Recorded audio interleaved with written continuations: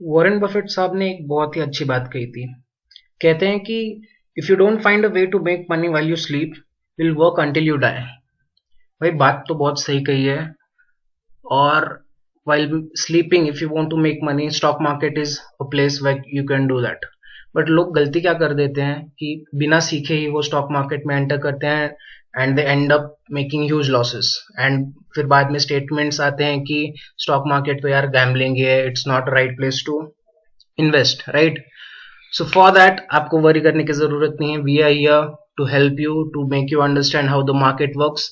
हम आपको मार्केट के बारे में सारे इनसाइट्स देंगे, कंपनी एनालिसिस देंगे। So welcome to our new channel house of investors. यहाँ पे हम बहुत सारी अच्छी बातें करेंगे स्टॉक्स के बारे में, कौन से स्टॉक्स लेने चाहिए, कौन से नहीं लेने चाहिए, और मोस्ट इंपॉर्टेंटली ये क्यों करना चाहिए, उसके पीछे के रीजंस बताएंगे, पूरे एनालिसिस बताएंगे।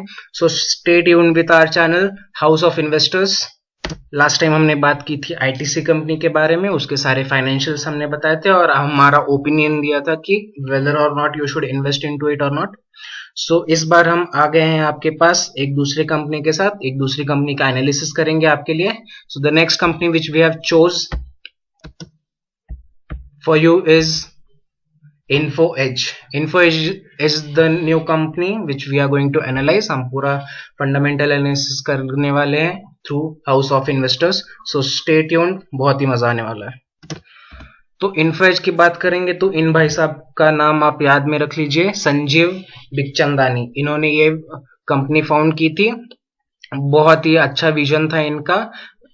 रिसर्च करते करते मैं इनका फैन हो गया कि ये 90s में रह के भी he had the vision of 2010 2020 की आगे क्या हो सकता है, and accordingly he planned his products, he planned his products का launch. And he the main tool which he had in his mind was technology के साथ he added up the basic necessities of common people, especially in India.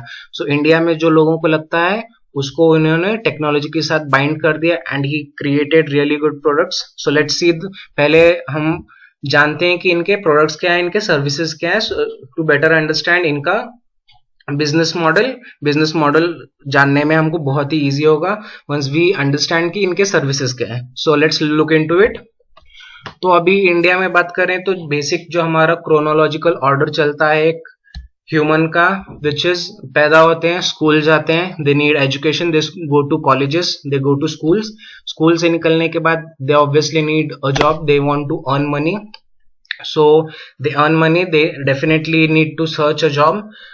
Jobs वगैरह हो गया, पैसे कमाने लगते हैं, तो उनको सेटल होना है, घर चाहिए, घर खरीदते हैं। घर भी हो गया तो अभी आगे बढ़ना है, लाइफ आगे बढ़ानी है, and they definitely want to get married to someone. So this is the basic life cycle. इसके बाद वापस बच्चे होंगे, वही लाइफ साइकिल चालू हो जाएगा। तो ये संजीव साहब ने बहुत ही अच्छे से एनालाइज किया था, पता नहीं उनके दिमाग में कैसे आया ये। So he began, or rather his services were dependent on these basic and very important necessities of human, and especially in India this is widely followed chronological order by an Indian. So these were his products were related to these basic necessities of human. Let's see what his services are. So these are the famous well known services which he provides on internet. उन्होंने .com का बहुत ही पूरा नक्शा ही बदल दिया था। इन 1995 उन्होंने अपना बिजनेस स्टार्ट किया naukri.com से। ये इन्होंने गल्फ रीजन में, मिडल ईस्ट में और इंडिया में लॉन्च किया था for a search engine to find jobs. So ये एक ऑनलाइन रिक्रूटमेंट सर्च इंजन है। यहाँ पे आप नए नए जॉब्स फाइंड कर सकते हैं, नए नए इवन जो कंपनीज हैं उन्हें नए नए एम्प्लॉयज भी मिल जाते हैं यहाँ पे। So it was a good initiative by Sanjeev साहब। उन्होंने और भी आगे कदम बढ़ाए, 99acres.com लॉन्च किया, जीवन साथी लॉन्च किया for Shaadi and all, and Shiksha obviously online education classified portal है। So these are his major products जो हमने बात की कि ये बेसिक नेसेसिटीज है जो एक इंडियन फॉलो करता है, and he came up with all this services online. उन्होंने पहले ही जान लिया था कि everything is going to be shifting in on to online platform. बहुत पहले ही 90s में उन्होंने ये आइडेंटिफाई कर लिया था, and he started working accordingly. Also उन्होंने बहुत सारे वेल नोन फर्म्स में इन्वेस्टमेंट भी किया है। जोमेटो जिसने रिसेंटली उबर इट्स को एक्वायर किया है, उसमें 22.7% का स्टेक्स है इन्फो एज का, which is good amount of stake. So इसमें बहुत ही मेजर इन्वेस्टमेंट है इन्फो एज का। Next is Policy Bazaar. Even in the lockdown situation, Policy Bazaar is going doing a really good business. They have not run out of the business. In fact, it is one of the companies which is doing profits in even in such time. So Policy Bazaar is a great potential. So उसमें भी 15.8% का stakes है InfoEdge का. Next is Ustra. Even boys are now moving towards grooming themselves, which is a good thing. And InfoEdge found it a potential sector where it could be investing. So Ustra was the another well-known company जिसमें InfoEdge ने अपने investments किए हैं. उसमें shareholding is 42.3%, which is a huge amount. So these are the consolidatory investment which InfoEdge has made along with its standalone investments, which are these four major things. Let's move on to the basic details of Info Edge. कैसे कर रही है वो market में, क्या उनकी position है. सो जो मार्केट कैपिटल है उनका is around 33,000 crore, which is a huge amount. बात करेंगे अगर स्टॉक प्राइसेस की, तो लास्ट जो 52 वीक्स में उनका हाई लो है is 31,030, beg your pardon, 3,130 and 1,580 was there low. So maximum वो 3,130 तक ही गए हैं. अगर बात करेंगे उनके stock price to earning ratio का, तो विच इज 108.87. अब stock price to earning ratio क्या होता है कि हर ₹1 कमाने के लिए इन्वेस्टर को कितना इन्वेस्ट करना पड़ता है. सो इस केस में ₹1 कमाने के लिए 108.87 इन्वेस्टर इन्वेस्ट कर रहा है रिटर्न्स कमाने के लिए. जो करंट प्राइस चल रहा है इन्फोएज का इज 2698, विच इज कह सकते हैं कि ठीक ठाक ही है, नॉट सो गुड. एंड जो सेल्स ग्रोथ हुआ है इनका लास्ट 3 इयर्स में इज अराउंड 15.47%. तो सेल्स में तो इनकी इंक्रीमेंट हो रही है जैसे जैसे टेक्नोलॉजी बढ़ रहा है. More and more people are coming on internet platform. So sales का ग्रोथ तो डेफिनेटली हो रहा है इनका. आरओसी होता है रिटर्न ऑन कैपिटल एम्प्लॉयड. तो जितना भी कैपिटल उन्होंने इन्वेस्ट किया है, जितना भी यूटिलाइज किया है, उस पे से उनको रिटर्न्स कितने मिल रहे हैं, दैट इज आरओसीए. तो दैट इज 19.72%. तो ROC gives a good idea about how the company is doing. Return on equity ROE दिखाता है कि जो भी इक्विटी, जो भी इन्वेस्टर्स ने इन्वेस्ट किया है उस पे इन्वेस्टर्स को कितना रिटर्न्स मिल रहा है. So that is around 13.76%. So these two ratios are really important कि जो भी पैसा लगा रही है कंपनी, क्या वो यूटिलाइज हो रहा है, क्या उससे हमें रिटर्न्स मिल रहे हैं कि नहीं. Next will be talking about stock price compounded average growth rates. So over the last 10 years, the compounded growth in the stock prices was 27.85%. In the last 5 years it is 29.87%. Last 3 years 47, बीच में boom हुआ था, technology बढ़ रही है. And last year में it was 27%. So the growth जो है इनका has been moreover consistently इनका स्टॉक प्राइस में ग्रोथ हो रहा है, which is a good thing for a company. Now we'll be talking about their standalone figures. जो भी उनके standalone services हैं, naukri.com हो जाए, शिक्षा है, 99 acres है. So इनमें इनके पोजीशन क्या है, उनके प्रॉफिट्स क्या है. So in 2015 it was 95. उसके बाद अराउंड 30 करोड़ का ग्रोथ हुआ था. नेक्स्ट ईयर 2016 में इट ग्रो टू 125 करोड़. 2017 में बहुत ही अच्छा लीप लिया था, इट वाज अराउंड 80 करोड़. सो 2017 में इट केम टू 204 करोड़. 2018 में थोड़ा सा सेटबैक देखा था, हम आगे देखेंगे ये सेटबैक क्यों था. अराउंड 30 करोड़ का सेटबैक आया था प्रॉफिट्स में. एंड 2019 में वापस इन्होंने ग्रो किया था अराउंड 100 करोड़ से, विच is a good thing. And बात करेंगे ट्रेलिंग 12 मंथ्स का फिगर, तो इट इज अराउंड 230 करोड़ सो फार. सो जो इनका ग्रोथ है प्रॉफिट्स में हैज बीन 10 इयर्स में देखेंगे इट वाज 10%. तो यहाँ पे जो नंबर्स का इंक्रीमेंट हो रहा है डेफिनेटली वो टेक्नोलॉजी की वजह से हो रहा है, क्योंकि the services are completely based on technology. जैसे जैसे people are more getting towards technology, वैसे वैसे इनका प्रॉफिट्स हम देख रहे हैं कि वो इंक्रीज हो रहा है. So from 10% to 5 years में 19%, 3 years last 3 years में 29.28% and trailing 12 months का 10.46 फिगर है, अभी भी वो एस्टिमेट हो रहा है. सेल्स इनका कंसिस्टेंटली ग्रो हो रहा है. सेल्स हर साल में इन्होंने ऑलमोस्ट 100 करोड़ से ग्रो किया है. तो सेल्स में they have always been really good, from 600 to 700, 800, 900, 1000 crores. So in last 5 years almost 100 crores का every year increment हुआ है. Sales growth in percent का बात करेंगे तो ये consistent है. Every year हम देखेंगे consistent growth हो रहा है. So that is a good thing for the company.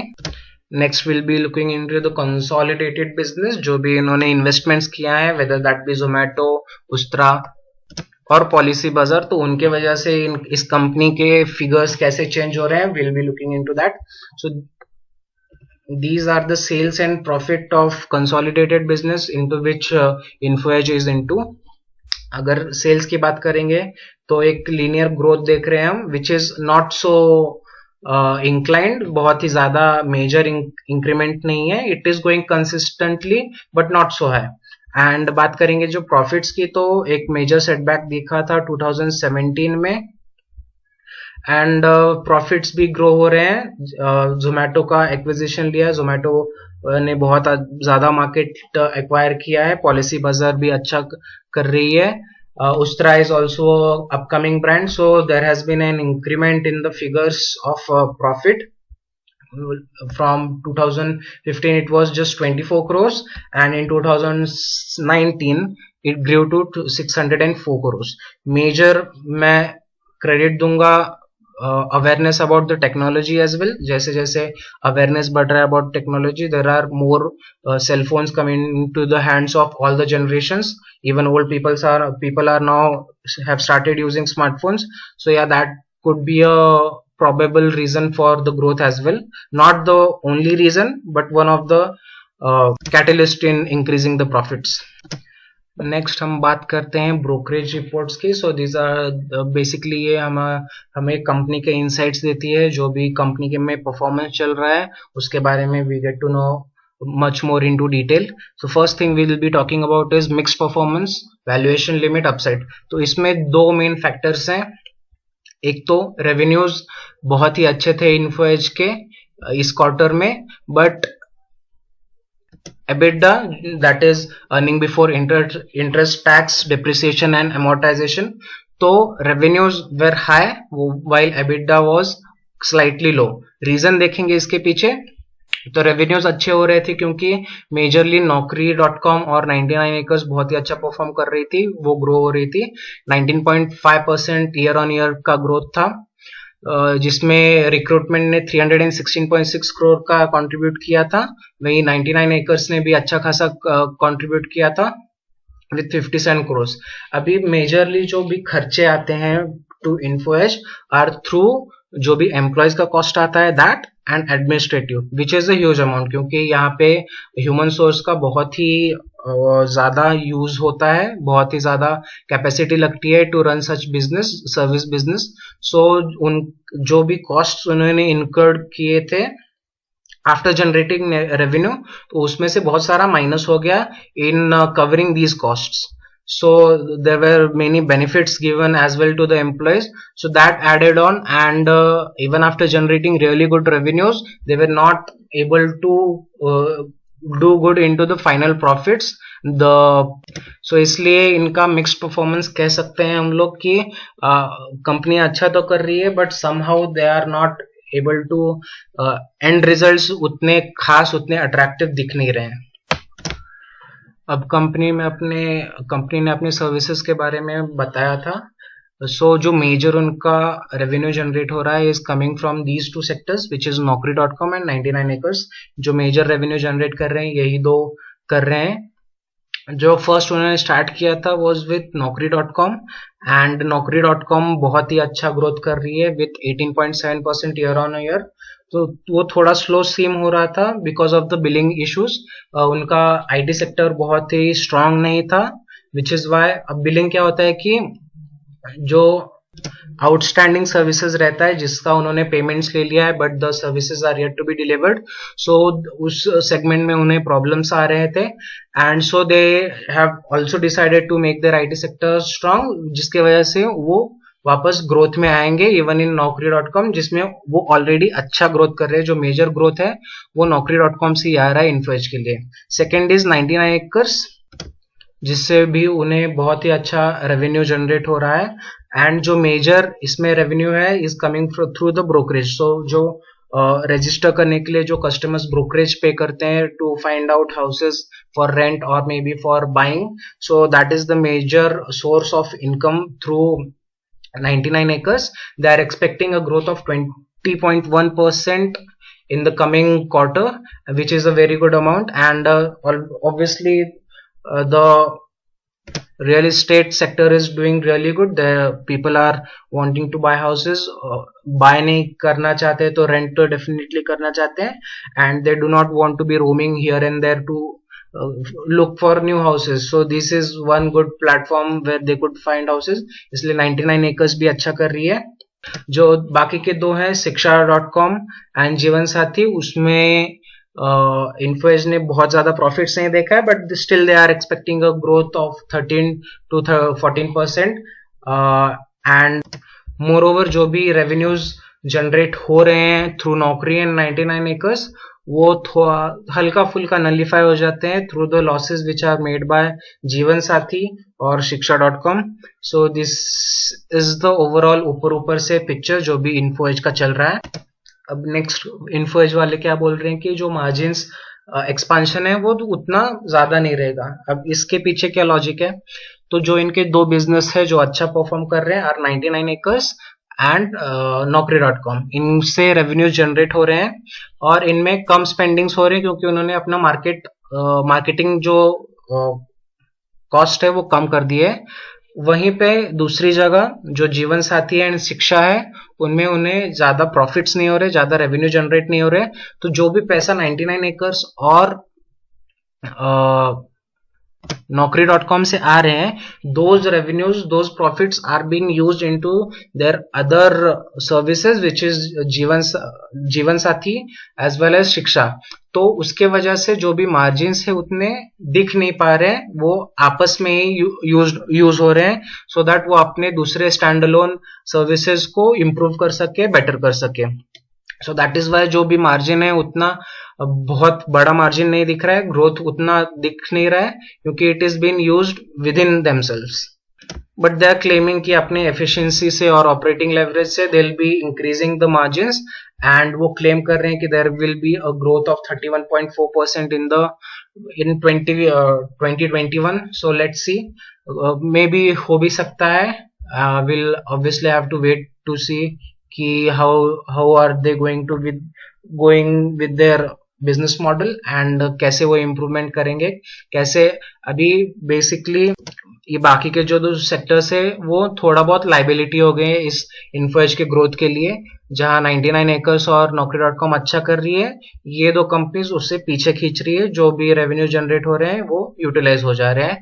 Rather than expanding into these two sectors, they have to first think about these two improving these two sectors, or there are high chances कि in the coming future they will be going even down। अब इन्फोएज का खुद के बारे में जो valuation and outlook है, let's know about that. So they have made investment into two unicorns in the market, which is Zomato and Policybazaar। Policybazaar is obviously doing good, but Zomato में बहुत ज्यादा कैश बर्न हुआ है। तो Zomato obviously एक growing company है but उसी के साथ में बहुत ही ज्यादा कैश भी इन्वॉल्व है, उसमें बहुत ही ज्यादा इन्वेस्टमेंट भी वो इन्वॉल्व है। तो कंपनी क्लेम कर रही है कि इन दो जायंट सेक्टर्स में इन्वेस्ट करके दे will be doing a great profitability in the coming future, so they are asking the investors to hold their stocks for now। So here basically InfoEdge is showing some positivity from their own side। They want the investors to believe in their company, they want to show them कि उन्होंने कहाँ invest किया है, so that in the coming future they will be doing profits। So that is their outlook about their own company। Next we'll be looking कि वो अलग अलग sectors में अलग अलग सर्विसेज में कैसा परफॉर्म कर रही है इंडिविजुअली देखेंगे तो to get a better idea कि ओवरऑल कंपनी का तो हमने फिगर्स देख लिया है, एक एक सेक्टर में जाके हम देखेंगे डिटेल में कि ये कंपनीज कैसे कर रही है। फर्स्ट कमिंग टू नौकरी बाजार, जिससे इन्होंने स्टार्ट किया था अपना business. So Naukri bazaar business is doing really good. They are maximum जो भी रेवेन्यू जनरेट हो रहा है वो नौकरी .com से ही हो रहा है इन्फो एज के लिए। लास्ट टाइम जो रेवेन्यू जनरेट हुए थे वो 226.4 करोड़। तो अब नौकरी का इतना बड़ा नेटवर्क हो गया है कि Naukri business added average of 20,000 CVs every day 20,000 CVs add हो रहे हैं नौकरी.com पे। इतना बड़ा नेटवर्क हो गया है, इतना बड़ा डेटा कलेक्शन उनके पास हो गया है। ये छोटा फिगर नहीं है, 20,000 सीवीज अगर रोज के रोज आपके पास ऐड हो रहे हैं, मतलब obviously the companies the service is doing really good, people are trusting into it. रोज के रोज नए नए लोग इसमें अपने सीवीज ऐड कर रहे हैं to seek jobs, to get new jobs through this website. So नौकरी बिजनेस ऑब्वियसली अच्छा कर रही है। जो इनका एक ही सेटबैक था वो बिलिंग में था। अब बिलिंग सर जो उन्होंने पैसा ऑलरेडी ले लिया है और जो लेना बाकी है एंड सर्विसेज देना बाकी है, तो ये आईटी सेक्टर में वो उतना ध्यान नहीं दिया था उन्होंने, तो इसके वजह से थोड़ा सा उनका नौकरी.com का बिजनेस इंपैक्ट हुआ था। बट ओवरऑल मोटा मोटा देखेंगे तो Naukri business is doing really good. अच्छा नेटवर्किंग है, people recognise it, people have trust into it, so वो ये वेबसाइट चूज करते हैं when it comes to finding jobs. बात करते हैं 99 एकर्स की। 99 एकर्स भी अच्छा ग्रो हो रहा है, 26.2% ईयर ऑन ईयर का ग्रोथ था। तो 99 एकर्स एक तो हम मार्केट कंडीशन देख के भी पता कर सकते हैं कि नाउ देयर आर, अब जॉब्स जनरेट होंगे तो obviously people shift from one place to another, they need rented houses. So एक डिमांड है, अगर डिमांड रहा तो एक वेबसाइट का एक सर्विस का यूज होता है। एंड करंटली बहुत ज्यादा डिमांड है for rented houses as well as buying houses. Real estate business is doing really good. So 99 acres is the one who is generating good revenues for Info Edge. This was the scenario maybe last 2-3 साल पहले तक यही scenario था कि there was a huge amount of demand for such kind of services. But slowly एक तो 99 acres ने उसके एडवर्टीजमेंट्स, उसके मार्केटिंग स्पेंड्स कम कर दिए हैं, सो पॉपुलैरिटी उनकी थोड़ी सी कम होते दिख रही है। एंड रिसेंटली लोग उतना, जो इस साल नहीं तो पिछले साल हम देखेंगे, ऑब्वियसली अब लॉकडाउन का सिचुएशन है तो अभी तो ज्यादा ही रिलेट कर पाएंगे कि people are not that much interested in buying houses. So वहां पे एक उनके जो रेवेन्यू जनरेट हो रहे थे वो कम हो गए हैं। तो अभी 99 एकर्स क्या कर रही है कि पहले तो उनको अपना ब्रांड वापस बिल्ड करना है, जो उन्होंने मार्केटिंग स्पेंड में कम किया था वो ब्रांड बिल्डिंग वापस करनी है, और उनका जो कोर प्लेटफॉर्म है वो अपग्रेड करना है। उनका आईटी सेक्टर, एक चीज हम बार बार देख रहे हैं कि इन्फोएज ने अपने आईटी सेक्टर पे उतना ध्यान नहीं दिया है, अपने प्लेटफॉर्म को अपग्रेडेड रखने के लिए ध्यान नहीं दिया है। There are competitors coming every day नए नए कॉम्पिटिटर्स आ रहे हैं with really good features. So this is the need of R for Info Edge to be upgrading their platform database every day to sustain into the market. Next बात करेंगे जीवन साथी की। जीवन साथी ने बहुत ही छोटा सा एक रेवेन्यू जनरेट किया था ऑफ 20.8 करोड़ का, ग्रोथ थी 13% की, बट अगर हम फिगर को देखेंगे तो उतना बड़ा नहीं था। लॉसेस भी हुए थे ऑफ 16.5 करोड़। रेवेन्यूज में ऑब्वियसली उन्होंने ग्रो किया था but still they incurred losses. So this is one of the services of Info Edge जिसमें उन्हें प्रॉफिट्स नहीं हो रहे हैं। जो भी प्रॉफिट्स हम नौकरी से और 99 एकड़ से आ रहे हैं वो सब यहाँ पे काइंड ऑफ नलीफाई हो रहे हैं। तो Jeevansathi is kind of one of the liabilities for Info Edge currently. It could be growing in the coming future if they work on upgradations and give better services. Next is शिक्षा portal. शिक्षा portal ने भी छोटा सा revenue generate किया था about 12 crore का, and जो प्रॉफिट्स हुए थे was about only 0.2 crore, which is really, losses तो नहीं हुए लेकिन जितना इन्वेस्टमेंट है उसके हिसाब से देखेंगे तो कुछ खास प्रॉफिट भी नहीं हुए. तो Jeevansathi and Shiksha are the one जो प्रॉफिट्स नहीं कर रहे हैं currently for Info Edge. So this is the situation. जो भी उनके स्टैंड अलोन सर्विसेज थे, 4 स्टैंड अलोन, इन विच 2 अच्छे कर रहे हैं, वेरेज जो बाकी के 2 हैं have become a liability for the company, वो उतना अच्छा परफॉर्म नहीं कर रहे हैं, they are not giving much profits to the company. Next let's talk about the acquisition. Info Edge ने IIM जॉब्स को एक्वायर किया था 80.8 करोड़ में। इसने रेवेन्यू तो जनरेट किया था 16 करोड़ का, बट ओवरऑल अगर देखेंगे तो it ended up with no profit no loss, break even level पे एंड हुआ था। अब इवन दो इन्होंने प्रॉफिट्स नहीं किए, तभी भी what it did to Naukri.com is कि इन्होंने Naukri.com को उसके ब्रांड बिल्डिंग में हेल्प किया, कस्टमर ऑफरिंग्स में हेल्प किया। So overall it was a good acquisition with perspective of Info Edge. तो जो फाइनल इनका एबिटा था वो डिप किया था विथ 92 बीपीज, तो it fell down to 31.4%, mainly due to its main expenses which goes into employees and for marketing and administrative expenses.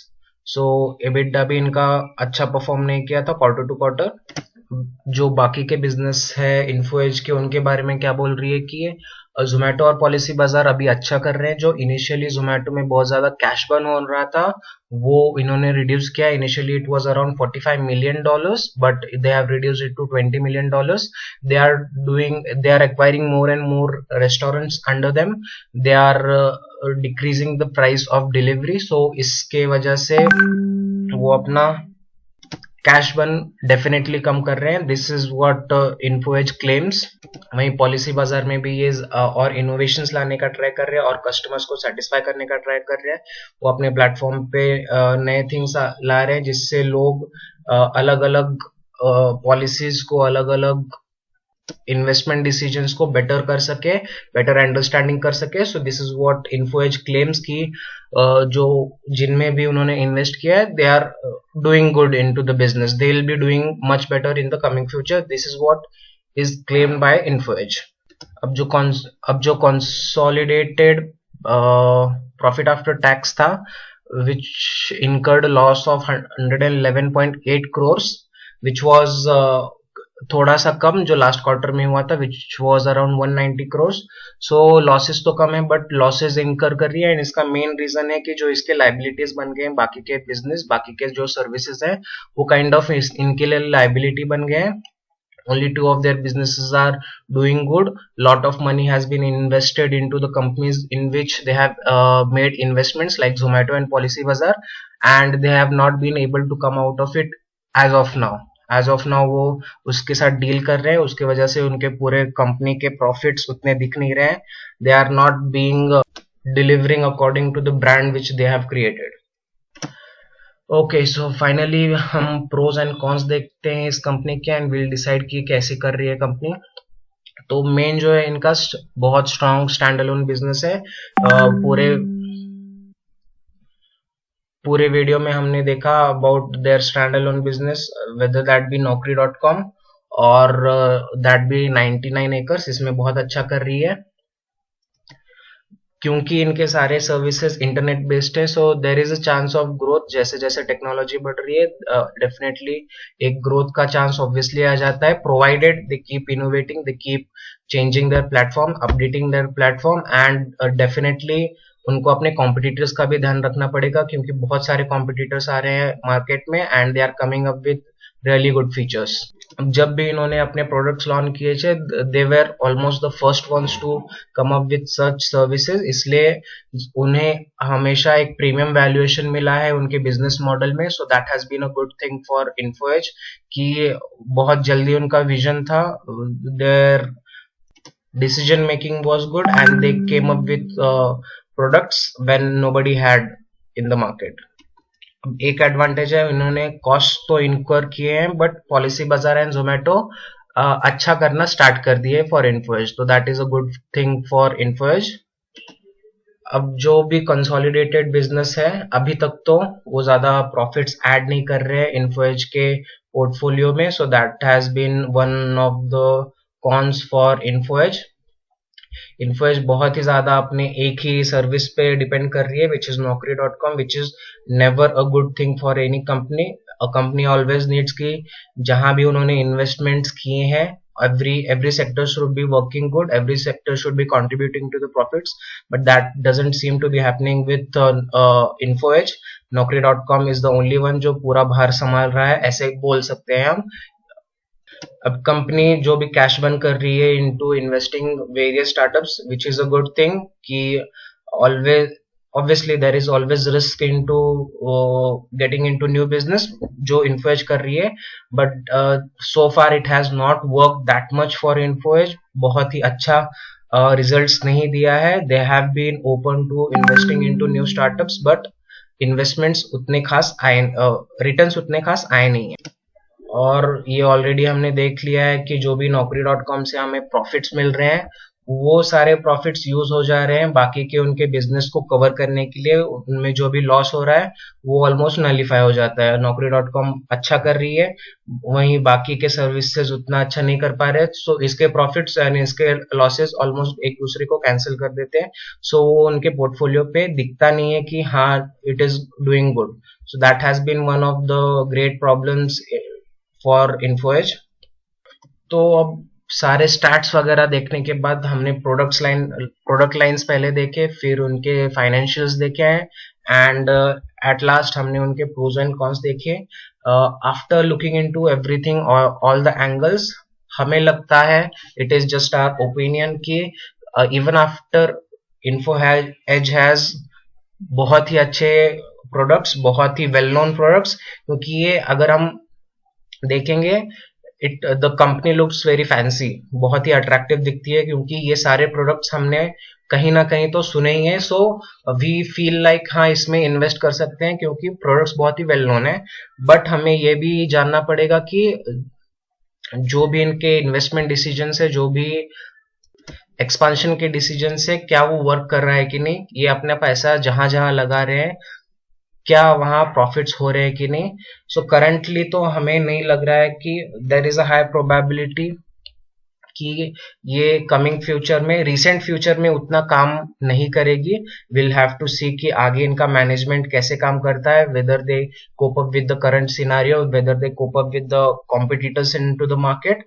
So accordingly ये बढ़ सकती है, बट करंटली हमें लगता है, it is just our opinion, कि currently it has very less potential to be growing in the market in maybe let's say in next 2-3 years, क्योंकि इन्हें अभी इनके कॉस्ट इनकर करने हैं, जहां भी इनके कैश बर्न्स हुए हैं वो ओवरकम करना है, and they have to start making profits. They can not just depend on Naukri.com for too long to keep up with their company operations। उनको बाकी के इन्वेस्टेड रीजन्स में से भी प्रॉफिट कमाना पड़ेगा।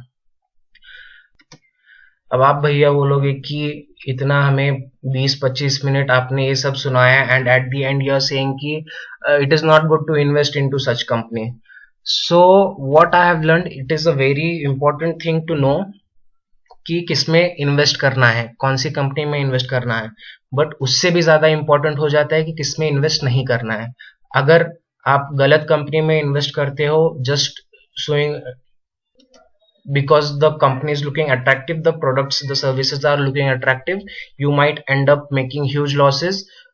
वो लॉसेस आपने जो दूसरे कंपनीज में इन्वेस्ट करके प्रॉफिट्स कमाए हैं उसको भी कैंसल आउट कर देगा। सो बहुत ज्यादा इंपॉर्टेंट है ये जानना कि इन्वेस्ट कहाँ नहीं करना चाहिए। तो उसके लिए हमने ये आपके लिए पीपीटी बनाया है, ये प्रेजेंटेशन बनाया है। I hope you understand the logic behind it। I hope you understand कि ये इन्वेस्टमेंट डिसीजन में कितना इंपॉर्टेंट रहता है।